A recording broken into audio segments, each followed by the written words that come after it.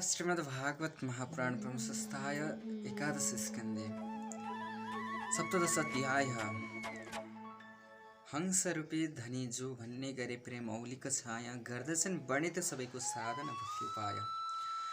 उद्धवजी बिन्ती गर्दछन्, हे प्रभु, मनुष्यले कुन कुन धर्मको पालना गरेर हजुरको भक्ति प्राप्त हुन्छ त्यो बुझाएर आज्ञा गर्नुहोस्। हे यदुवंश शिरोमणे, पूर्वकालमा हजुरले हंस रूपमा जुन उपदेश ब्रह्माजीलाई बक्सिएको थियो त्यो कालगतिले लोप जस्तै भइसकेको छ।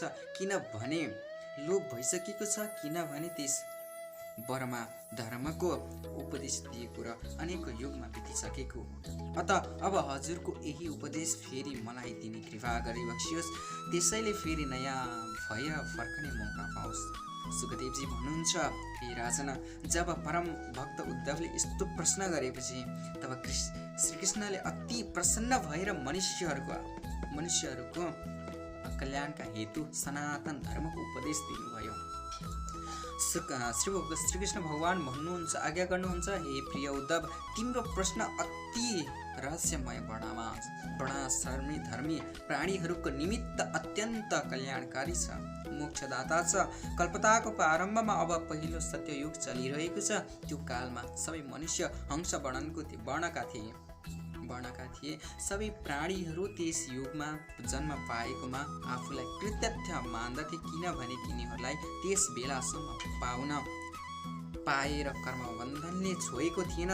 उसै निमित्त यसै युगलाई कृत युग पनि भन्दछन्। यस युगमा प्रभाव अ प्लस उ प्लस म ओम नै वेद थियो। तपस्या, शौच, दया र सत्य नै धर्मका चार पाउ थिए। त्यस कालमा समस्त प्राणी निष्पाप परमेश्वरी तेजस्वी तथा भक्तजन थिए। म हंसरूपी भगवानको उपासना गर्दथे। त्यस युग प्रति त्रेता युग आयो। त्यसमा श्वास प्रश्वास, ऋग्वेद, सामवेद र यजुर्वेद प्रकट भए। विराट भगवानको मुखबाट ब्राह्मण, पाखुरबाट क्षत्रिय, तिग्राबाट वैश्य र पाउबाट शूद्र उत्पन्न भए। हे उद्धव, विराट पुरुष म नै हुँ। यी समस्त वर्ण मबाट नै उत्पन्न भएको हो र मेरो नितम्बबाट गृहश्रम, हृदयबाट ब्रह्मचार्याश्रम, वस्त्रस्थलबाट वामन प्रस्थाश्रम र मस्तकबाट सन्यासको आश्रम उत्पन्न भयो। जुन वर्ण तथा आश्रम जुन स्थानमा उत्पन्न भएको छ तिनै स्वरूप उत्तम, मध्यम र अध्यम मानिए। सबै प्राणीहरूमा जे जस्तो उत्तम स्थानमा उत्पन्न भएको छ तिनको गुण र स्वभाव उत्तम छ भने अति त्यो जो अधर्म स्थानमा उत्पन्न भएको छ तिनको गुण र प्रभाव स्वभाव अधर्म भयो। ब्राह्मणको वर्णको स्वभाव उत्तम तथा गुण अधम छन्।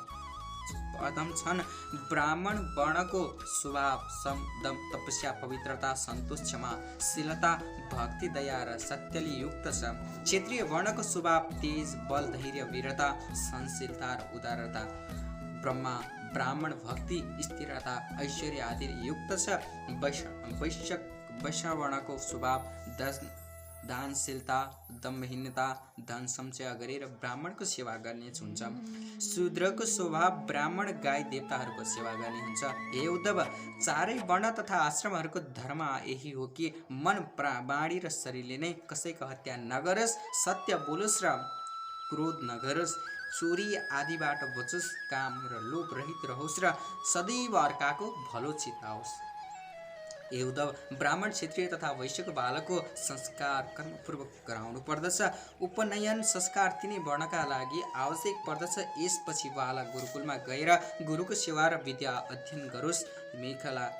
मेखला, मृगचर, दण्ड, यज्ञोपवीतम आदि धारण गरेर कपालमा जट्टा राखोस्। बुकुवा तेलको आदि सेवन गरोस्। तिनै काल स्नान र मौन धारण गरोस्। गायत्रीको जप होम गरेर ब्रह्मचार्य पालन गरोस्। र यदि कहिले स्वप्नमा वीर्यपात भयो भने स्नान प्राणायाम तथा गायत्री जप गरोस्। भिक्षा मागेर ल्याएको वस्तु गुरुको अघिल्तिर राखोस् र गुरुले जे जति खाना दिन्छन् त्यसैमा सन्तोष मानोस्। वामन प्रस्थि ब्रह्मचारी र सन्यासीहरू नारीसित परै रहन्छन्। स्त्रीसित हाँस ख्याल ठट्टा नगरोस्। 25 वर्षको आयु भएपछि यदि त्यो नैतिक ब्रह्मचारी नै बस्न खोज्दछ भने उत्तम हो। त्यो आफ्नो ब्रह्म तेजले शीघ्र मलाई प्राप्त गर्न सक्दछ। यदि त्यो गृहस्थी आश्रममा प्रवेश गर्ने इच्छा गर्दछ भने गुरुलाई दक्षिणा दिएर सन्तुष्ट पारी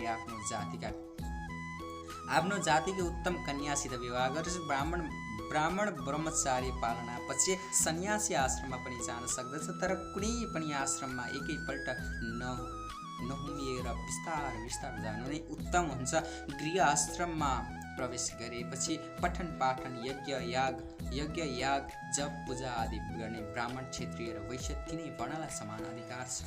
तर दान थाप्ने र यज्ञ गराउने अधिकार केवल ब्राह्मणलाई नै छ। ब्राह्मण यी तिनै प्रकारले आफ्नो जीवन निर्वाह गरून्, तर कुनै पनि नीच वर्णको चाकरी ब्राह्मणले नगरून्। यदि ब्राह्मणको आजीविका अध्यापन र यज्ञादिले चलेन भने वैश्यको प्रवृत्ति अर्थात् व्यापार आदि के गरे दोष छैन। जब त्यसको त्यो विपत्ति टर्दछ तब वैश्य वृत्ति त्यागिदियोस्। यदि कुनै ब्राह्मणमाथि ठुलो विपत्ति आइलागेको छ भने क्षेत्रीय प्रवृत्ति लिएर शास्त्र ग्रहण गर्न सक्दछ, तर नीच चाकरी गरेर स्वान वृत्ति कहिले पनि ग्रहण नगरोस्। यसै गरी क्षेत्रीय पनि आफ्नो वृत्ति निर्वाह भएन भने अध्यापन पढाउने काम गर्न सक्दछ, तर निज सेवाको गरेर श्रावण वृत्ति नलाओस्। वैश्य तथा घोर प्रवृत्तिको प्रवेश सेवामा प्रवृत्तिले जीवनको निर्वाह गर्न सक्दछ। तर ती सबै आफूलाई कुरामा आपतकालीनमा निमित्त मात्र हुन्। आपतकालिका बितेपछि फेरि त्यस वृत्तिले आजीविका नगरोस्। गृहस्थीमा व्यक्तिमा ब्रह्मा यज्ञ तथा विद्यायज्ञ आदि तर्पण रूप पितृयज्ञ हवन रूप देवयज्ञ काकबली भूत यज्ञ तथा अन्नादिले अतिथि यज्ञ अवश्य गरोस्। यिनलाई एक दिनको निमित्त पनि नछाडोस्। आफ्नो सम्पत्ति अनुसार अरू पनि ठुला यज्ञ गरोस्। गृहस्थ व्यक्ति केवल आफ्नो कुटुम्बमै आसक्त नरहोस्, सधैँ मेरो ध्यान धारण गरिरहोस्। किनभने स्त्री पुत्र भाइ बन्धु तथा बाटोमै भेटिएको रात बिताउने कुनै एक स्थानमा बसे जस्तै छ। तिनलाई उज्यालो भएपछि आफ्नो बाटो लाग्नु पर्दछ। ती सबै नाता गोता भए भने शरीरसम्म नै सीमित छन् भने केही पनि कसैको हुँदैन। यसै निमित्त गृहस्थीमा अनासक्त भावले रहेर माया मोह त्यागी गृहस्थित धर्म पालन गरोस् र भक्ति भावले मेरो पूजा गरोस्।